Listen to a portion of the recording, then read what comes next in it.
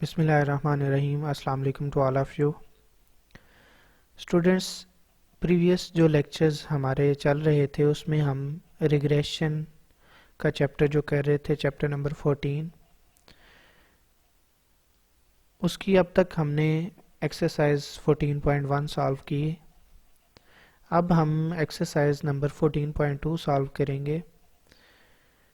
इससे पहले आपने देखा कि जो प्रीवियस हमारे पास एक्सरसाइज थी 14.1, उसमें हमारे पास जो क्वेश्चंस थे वो रिग्रेशन से रिलेटेड थे।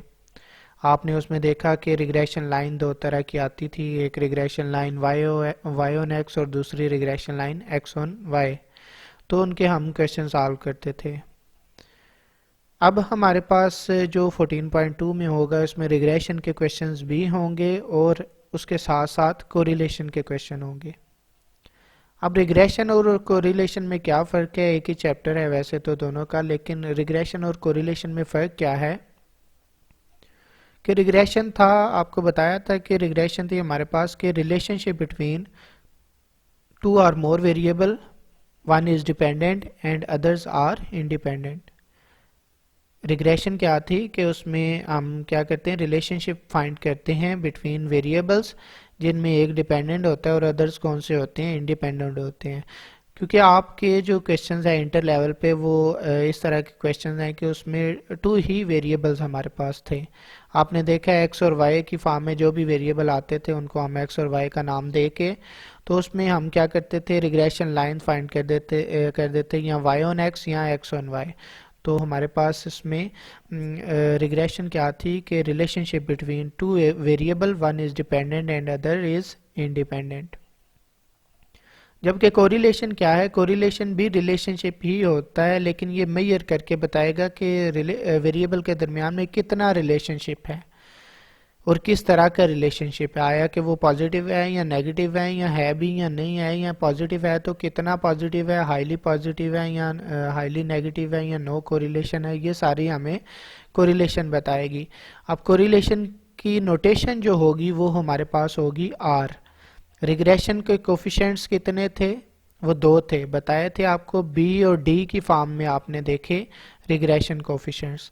कितने थे regression coefficients? Two regression coefficients थे जिनको हम लिखते हैं बी और डी। अब कोरिलेशन कोफिशिएंट कितने होंगे? ये एक ही होगा, वो होगा आर। आर के साथ, स्मॉल आर के साथ हम उसको लिखेंगे और इसकी रेंज क्या होगी? -1 to +1। मतलब कि आर का आंसर हमेशा -1 और +1 के दरमियान आएगा। जबकि रिग्रेशन कोफिशिएंट्स में आपने इस तरह का कोई रिस्ट्रिक्शन नहीं देखी, वो बी का और डी का कोई भी हमारे पास उसका आंसर आ जाता था। तो कोरिलेशन की डेफिनेशन अगर हम करें तो स्ट्रेंथ और closeness of linear relationship between two variable. अगर दो वेरिएबल आपके पास हैं तो उसकी स्ट्रेंथ को हम क्या कहते हैं कोरिलेशन बोलेंगे। इसकी रेंज -1 to 1 मैंने बताई है आपको। इसमें कोरिलेशन जो होगी वो कितने तरह की हो सकती है, वो किस तरह की हो सकती है? पॉजिटिव कोरिलेशन हो सकती है, नेगेटिव भी हो सकती है, परफेक्ट पॉजिटिव भी हो सकती है, हाईली पॉजिटिव भी हो सकती है, इस तरह। तो अगर हमारे पास हम एक्स एक्सिस और वाई एक्सिस पे हम वो रिग्रेशन लाइंस वो डाटा हम अपना ड्रा करें एक्स और वाई का, तो अगर उनकी वैल्यूज़ जो हैं वो एक ही डायरेक्शन में चल रही हैं, मतलब कि x अगर बढ़ रहा है तो y की वैल्यू भी बढ़ रही है, तो उनके दरमियान में पॉजिटिव कोरिलेशन आएगी। और अगर हमारे पास जो x है वो बढ़ रहा है और y कम हो रहा है तो उसमें नेगेटिव कोरिलेशन आ सकती है। मतलब कि अगर दोनों वेरिएबल्स सेम डायरेक्शन में मूव करें तो हमारे पास कौन सी कोरिलेशन आएगी? पॉजिटिव कोरिलेशन आएगी। तो if the two random variables tend to move in the same direction the correlation is said to be positive और डायरेक्ट। तो कोरिलेशन हमारे पास कौन सी होगी? पॉजिटिव कोरिलेशन होगी। अब इसकी पॉजिटिव कोरिलेशन की जो रेंज होगी वो क्या होगी कि ज़ीरो नहीं इंक्लूड होगा। 0.1 से लेके 0.84 तक, ये जो मैंने नीचे रेंज लिखी हुई है इसमें इक्वल नहीं आ रहा साथ। आर 0 से बड़ा हो और 0.85 से छोटा हो तो हमारे पास जो कोरिलेशन होगी वो कौन सी होगी? पॉजिटिव कोरिलेशन होगी। मतलब कि इसके दरमियान में जो भी वैल्यू आती है तो हम क्या बोलेंगे, इसमें क्या है, वेरिएबल के दरमियान में क्या थी? Positive correlation. इसी तरह परफेक्ट पॉजिटिव कोरिलेशन कब होगी? जब r is equal to exact 1 होगा। तो हमारे पास वो क्या होगी, परफेक्ट पॉजिटिव कोरिलेशन। ग्राफ की मदद से हम देखें एक्स एक्सिस और वाई एक्सिस पे आप डाटा ड्रा करें तो पॉजिटिव कोरिलेशन और परफेक्ट पॉजिटिव कोरिलेशन में क्या फ़र्क है कि परफेक्ट पॉजिटिव तब होगी जब जो है ना वो सेम एक ही लाइन, मतलब कि अगर दो वेरिएबल हम उसके वो लाइन ड्रा करते हैं, परफेक्टली लीनियर पॉजिटिव स्लोप जब होगी तो हम उसको मतलब कि आगे पीछे ना हो, जब वो स्लोप जो है वो हमारे पास आ रही है तो जो पॉजिटिव कोरिलेशन है वो चल तो पॉजिटिव साइड पे रही है लेकिन ऊपर नीचे मतलब कि एक लाइन में नहीं आते सारे डॉट्स, जबकि परफेक्ट पॉजिटिव कोरिलेशन में जो हमारे पास लीनियर होते हैं सारे एक ही लाइन में इस तरह चल रहे होते हैं तो हमारे पास पॉजिटिव कोरिलेशन में होते हैं, तो वो परफेक्ट पॉजिटिव होगी। तो जब r इज इक्वल टू 1 होगा तो उसको हम परफेक्ट पॉजिटिव कोरिलेशन का नाम देते हैं। इसी तरह नेगेटिव कोरिलेशन मैंने बताया कि जब अपोजिट डायरेक्शन पे चल रहे हो, मतलब कि x बढ़ रहा है y कम हो रहा है या y बढ़ रहा है और x कम हो रहा है तो नेगेटिव कोरिलेशन उधर शो होगी। तो अगर हम वैल्यूज़ की मदद से देखना चाहें तो 0 से जब छोटा होगा r और -0.85 से बड़ा होगा तो हमारे पास जो मतलब कि -0.84 आ जाए या उस -0.1 के दरमियान जो भी वैल्यू आएंगी वो हमारे पास नेगेटिव कोरिलेशन में आएंगी। इसी तरह परफेक्ट हाईली नेगेटिव कोरिलेशन का भी एक होगा, और जैसे ये था अब इसमें देखें पॉजिटिव कोरिलेशन और परफेक्ट पॉजिटिव कोरिलेशन। जब इसमें 0.85 और से लेके 0.99 तक ये गैप आ रहा है वो किधर जाएगा, वो मैंने इसमें मेंशन नहीं किया, वो आएगा हाईली पॉजिटिव कोरिलेशन। एक होगी पॉजिटिव कोरिलेशन, एक होगी परफेक्ट पॉजिटिव कोरिलेशन और एक होगी इनके दरमियान में हाईली पॉजिटिव कोरिलेशन। मतलब कि 0.85 से लेकर 0.99 तक जो भी वैल्यू इसमें आ गई वो हाईली पॉजिटिव कोरिलेशन में आएगी। इसी तरह जब नेगेटिव कोरिलेशन है तो वो किधर से किधर तक होगी, 0 से छोटी हो, मतलब कि -0.1 से छोटी -0.1 हो जाए और इधर से -0.84 हो जाए, -0.84 से बड़ी वैल्यूज़ और -0.1 से छोटी वैल्यूज़ जो भी आएंगी वो नेगेटिव कोरिलेशन में आएंगी, और -0.85 से लेके -0.99 तक जो वैल्यूज़ आएंगी वो हमारे पास किस में आएंगी, हाईली नेगेटिव कोरिलेशन में आएंगी, और जब -1 आ जाएगा एग्जैक्ट तो वो हमारे पास परफेक्ट नेगेटिव कोरिलेशन आएगी। उसके बाद एक नो कोरिलेशन का ऑप्शन होता है, जब r इज इक्वल टू 0 आ जाएगा तो उसमें आप कहेंगे कि नो कोरिलेशन है। उसमें क्या होगा कि हमारे पास जो रिग्रेशन लाइन है वो एक हॉरिजॉन्टल आ जाएगी और एक वर्टिकल साइड पे जा रहा होगा, इसमें नो कोरिलेशन। या आप अगर डार्ट्स लगाएं भी तो उनमें कोई जो है ना लाइन शो नहीं होगी। तो क्वेश्चन सॉल्व करने से पहले मैं कुछ फार्मूले आपको बता दूं। फार्मूले हमारे पास आपकी जो बुक है उसमें फार्मूले गिवन है, मैं फार्मूले टाइप नहीं किए अभी। पेज नंबर 200 पे आप जाएंगे तो इधर फार्मूले आपको नज़र आएंगे। तो मैंने बताया कि रिग्रेशन कोफिशिएंट्स हमारे पास 2 थे, कौन कौन से थे, बी और डी, या बी वाई एक्स और B X Y regression coefficients हैं 2। अब कोरिलेशन कोफिशिएंट हमारे पास 1 है, उसको हम लिखते हैं आर के साथ। तब बी और डी के फार्मूले थे, अब आर का फार्मूला होगा। आर का फार्मूला क्या होगा, r is equal to S X Y over S X S Y. ये सारे r के फार्मूले जो आपको शो हो रहे हैं ये r के फार्मूले ही हैं।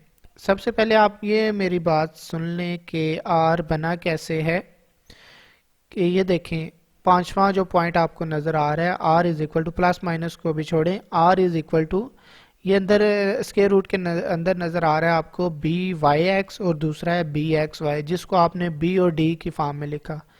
मतलब कि r इक्वल होता है b का फार्मूला रख दें इधर और इधर d का फार्मूला रख दें तो और उनका स्क्वायर रूट ले लें तो वो इक्वल हो जाता है r के इक्वल। तो इसी तरह जब फार्मूले हम देखेंगे इसमें देखें, जब b का फार्मूला यूज किया था तो क्या था वो S X Y over S square X, और डी का फार्मूला क्या था S X Y over S square Y. तो जब दोनों को इकट्ठा रख के ऊपर एस स्क्वायर एक्स वाई बन जाना था और नीचे एस स्क्वायर एक्स और एस स्क्वायर वाई, जब उसका स्क्वायर रूट लिया गया तो स्क्वायर तीनों में से खत्म हो गए और हमारे पास आर का फार्मूला ये बच गया। आप डायरेक्ट इसको याद भी कर सकते हैं, मुश्किल नहीं है। और R S X Y over S X Y S Y, और इसको अगर हम नीचे वालों को स्केयर करें, ये हमारे पास एस एक्स वाई क्या था बताया था, ये कोवेरियंस होता है, इसका फार्मूला होता है summation X minus X bar Y minus Y bar over N. और एस एक्स क्या है, एस एक्स आपके पास स्टैंडर्ड एविएशन ऑफ एक्स है, एस वाई क्या है, स्टैंडर्ड एविएशन ऑफ वाई है। और नेक्स्ट ये इक्वल की फॉर्म में उसने लिखे हुए हैं कि सारे बराबर हैं, कोई भी आप यूज़ कर सकते हैं। तो S X Y over S square X S square Y जब उसने लिखा है तो नीचे ये वेरिएंस ऑफ एक्स है और ये वेरिएंस ऑफ वाई है, जो मर्जी यूज़ करें आप। और नेक्स्ट है ये इसी को इसने एक्सपेंड किया हुआ है एस एक्स वाई का, ऊपर आपको पता है न्यूमरेटर में उसका एस एक्स वाई का फार्मूला लिखा हुआ है और नीचे एस स्केयर एक्स, ये हमारे पास वेरिएंस ऑफ एक्स का फार्मूला होता है और ये वेरिएंस ऑफ वाई का फार्मूला होता है। ये उसी से उसने एक्सपेंड करके बताया। और इसका अगर वो इसको आप डायरेक्ट ही याद कर लें, ये सॉल्व करने की ज़रूरत नहीं है कि ये एन एन कैंसिल हुआ तो ये हमारे पास ये वाला नीचे वाला बन गया फार्मूला। तो आप डायरेक्ट ही इसको जैसे बी का फार्मूला याद किया था, बी का क्या था, summation X minus X bar Y minus Y bar over summation X minus X bar square. तो अब क्योंकि ये आर का है फार्मूला, तो मैंने बताया कि ये दोनों के मल्टीप्लिकेशन का स्क्वायर रूट है, कि मतलब कि बी का फार्मूला भी रख के डी का फार्मूला भी रख के उसने स्क्वायर रूट लिया, तो हमारे पास इसका आर का फार्मूला बन गया। तो ये आप देख सकते हैं कि ऊपर से स्क्वायर रूट, क्योंकि स्क्वायर रूट से खत्म हो गया, नीचे स्क्वायर रूट बाकी है, और ये बी की टर्म और ये डी की टर्म, इसी तरह ये सारे फार्मूले हैं। इसकी प्रॉपर्टीज़ क्या हैं आर की, ये मैंने पहले बताया कि आर की रेंज हमेशा क्या होगी, -1 to +1 है। ये बाकी जो है हम जब डेफिनेशंस करेंगे इसको मैं एक्सप्लेन कर दूंगा। और एक है कि R is the geometric mean of two regression coefficients, जो कि बी रिग्रेशन कोफिशिएंट्स कौन कौन से हैं, बी वाई एक्स और बी एक्स वाई। अब ज्योमेट्रिक मीन से क्या मुराद है, फर्स्ट ईयर में आपने देखा था क्या था, ज्योमेट्रिक मीन का फार्मूला था, अगर दो आपके पास वैल्यूज होती थी तो आप ज्योमेट्रिक मीन का फार्मूला लिखते थे a मल्टीप्लाई बाई बी की पावर 1/2। 1/2 से मुराद है स्क्वायर रूट। तीन वैल्यूज आती थी तो आप क्या करते थे, a multiply by B multiply by C की पावर 1/3। चार आ जाएं तो इसी तरह पावर 1/4 आ जाती है। तो अभी हमारे पास दो वैल्यूज हैं b और d, तो यहाँ बी वाई एक्स और बी एक्स वाई, इन दोनों को अगर मल्टीप्लाई करके स्क्वायर रूट करें तो ये देखें आपके ज्योमेट्रिक मीन का फार्मूला ही बन रहा है। तो हम कह सकते हैं कि r is the geometric mean of the both regression coefficients. ये एमसीक्यूज में आपसे पूछ सकता है। इसके बाद एक्सरसाइज पे आए तो इसके कुछ क्वेश्चंस हैं, वो देखते हैं कि सबसे पहला जो 1 का सी पार्ट है, ये डेफिनेशंस हम कर लेंगे। 1 का सी पार्ट जो है उसमें आप क्या है क्या कह रहा है, for a set of 50 pairs of observations n 50 बता रहा है, on variables x and y, x और y की वैल्यूज वो 50 बता रहा है। कहता है we have summation x minus X bar y minus Y bar is equal to 450। अब दो चीजें उसने दे दी हैं, n दे दिया और summation x minus X bar y minus Y bar is equal to 450। कहता है फाइंड कोवेरियंस, कोरिलेशन नहीं कह रहा, ये क्या कह रहा है, कोवेरियंस। अब कोवेरियंस मैंने बताया था उसकी नोटेशन होती है एस एक्स वाई, फार्मूला पहले भी लिखवा चुका हूं, अभी थोड़ी देर पहले मैंने बताया भी है एस एक्स वाई का फार्मूला क्या होगा, अभी फिर बता देता हूं। आपने इसको खुद सॉल्व करना है। क्या फार्मूला होगा, S X Y is equal to summation X minus X bar Y minus Y bar, ये चीज जो है divided by N, S X Y is equal to summation X minus X bar Y minus Y bar divided by N करेंगे तो आपके पास S X Y आ जाएगा। मतलब कि 450 को डिवाइड कर देंगे 50 के साथ तो आपके पास इसका आंसर आ जाएगा। ये शॉर्ट क्वेश्चन में पूछ सकता है, लॉन्ग में तो आएगा ही नहीं। अब 2 का ए पार्ट, 2 का बी पार्ट, 2 का सी और 2 का डी, इनमें से मैंने जो करना है वो 2 का डी सॉल्व अभी करता हूं। अभी आप देखें 2 का ए, 2 के ए में क्या है, चलिए पहले मैं 2 का डी सॉल्व कर देता हूँ, फिर 2 ए बी और सी पढ़ देते हैं जो कि आपने खुद सॉल्व करने हैं। डी पार्ट देखें, कह रहा है the simple correlation coefficient R is equal to S X Y over S X Y, S X और S Y is given as, ये उसने फार्मूला बताया हुआ आर का, R is equal to N summation X Y minus summation X summation Y over N summation X square. ये सारा उसका किसका फार्मूला है, आर का फार्मूला है।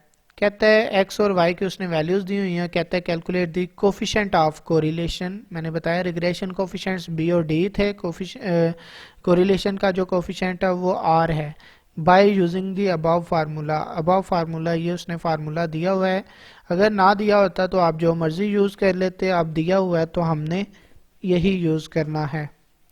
अब ये एक्स और वाई की वैल्यूज जो हैं वो क्वेश्चन मैंने इधर सॉल्व किया हुआ है, उसको आप देख लें। कह रहा था कोफिशिएंट ऑफ कोरिलेशन फाइंड करना है, तो ये आपके पास डाटा था, मैंने नीचे लिख लिया कोरिलेशन कोफिशिएंट। चलें ये बताता हूँ एक्स क्या है, एक्स जो भी डाटा था वो मैंने कॉलम में लिख लिया, वाई का भी लिख लिया। अब क्या है कि जैसे हम रिग्रेशन का क्वेश्चन करते थे, क्या लिखते थे उसमें, रिग्रेशन लाइन इज या regression line Y on X is. तो अब उसमें फिर बाद में हम बी और डी फाइंड किया, ए और जो भी फाइंड करना होता था कर लेते थे।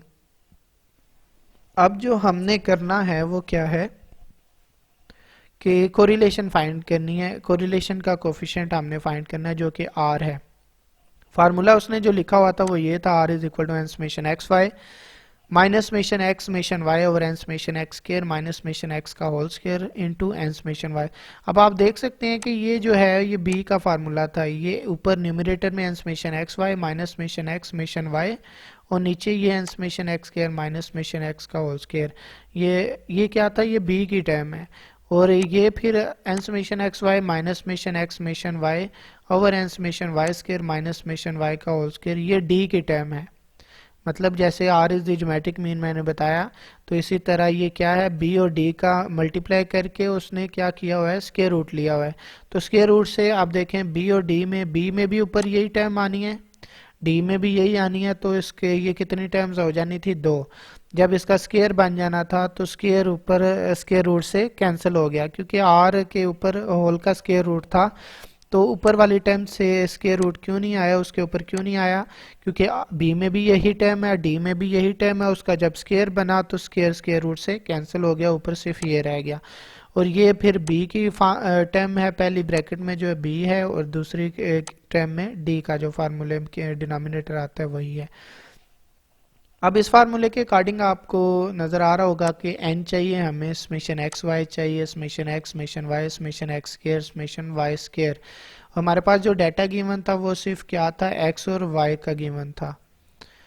तो आपने क्या करना है, एक्स वाई के लिए एक्स वाई का सम कर लेना है और फिर एक्स स्क्वायर के लिए एक्स का स्क्वायर करना है। एक्स वाई कैसे होगा, दो इन एक्स और वाई को मल्टीप्लाई कर लें तो आपके पास ये कॉलम बनता जाएगा। एक्स स्क्वायर के लिए क्या करेंगे, एक्स का स्क्वायर करते जाएंगे, ये कॉलम बनता जाएगा, और वाई के लिए वाई का स्क्वायर करते जाएं।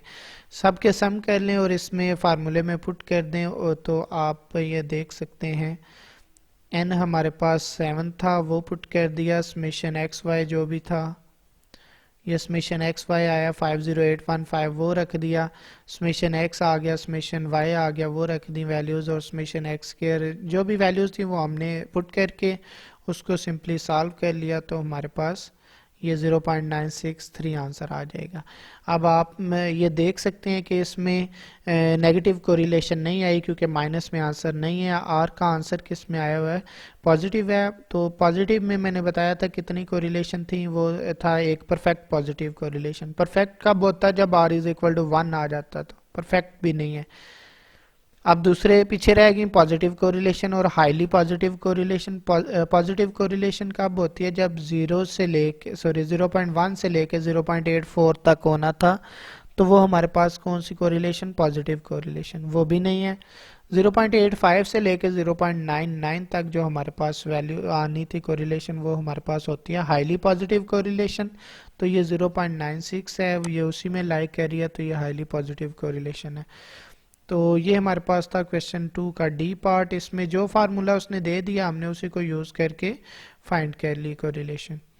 तो इसी तरह आपने क्या करना है, ये 2 का ए और बी और सी, उसी तरह आपने कहना है coefficient of correlation is R का ये फार्मूला ऊपर जो गिवन है वो रख लेना है, और फिर आपने ये जो कपल है 1 2 3 4 अप टू 10 तक, ये वैसे ही है गिनती, ये आप ना भी लिखें, एक्स और वाई की वैल्यूज से ही आपको काम है, इनको कॉलम में लिखें, एक्स माइनस एक्स बार फाइंड करना है। एक्स बार कैसे आता है, समेशन एक्स ओवर एन। तो ये एक एक्स है, एक्स का कॉलम है, आपने एक्स बार पहले फाइंड कर लेना है और वाई से वाई बार फाइंड कर लेना है।